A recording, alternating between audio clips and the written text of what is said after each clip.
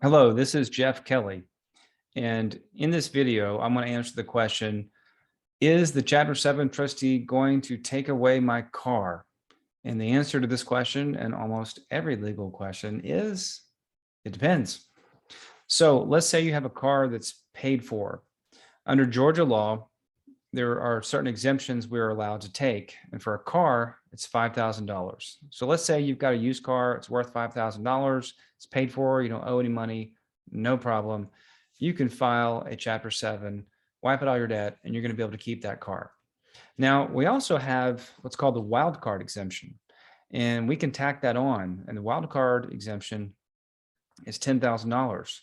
So let's say your car's worth $15,000, and we're not using that wild card on anything else like a bank account, cash in your house, something along those lines.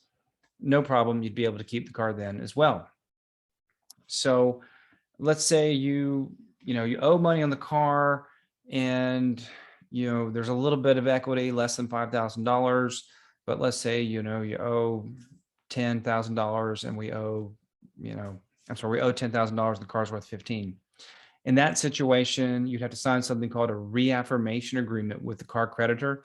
And basically what that is, that's a contract between you and the creditor that says, hey, creditor, I could give you this car back. I could wipe you out. I could file Chapter 7 and be done with you, but I'm going to surrender my rights, and we're going to treat this car as if we've never filed. So in that situation, the trustee is not going to take your car either. Let me change the facts up a little bit. Let's say you had a car that was paid for worth $30,000.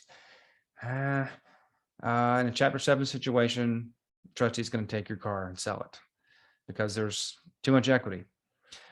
But people in that situation, what they usually do is they file a Chapter 13 instead. And usually there's going to be some type of benefit where we're not going to pay back all the debts, but we're going to pay back just enough to protect the car. So in this scenario, $30,000 car, if we utilize the $10,000 wild card and the car wild card on top of that, if you had $15,000 exposed to equity, this person is going to pay roughly $15,000 to their unsecured creditors.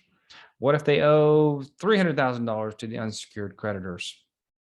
Assuming they pass the means test and some other things, we're only going to pay back just enough money to protect the car. So it can still be a huge benefit. Chapter 13 can, as well as Chapter 7. Bottom line is, it depends on the specific facts of your case, and it doesn't cost anything to talk to me. So if you get a chance, give me a call, 770-881-8449, and we look forward to working with you. Thank you.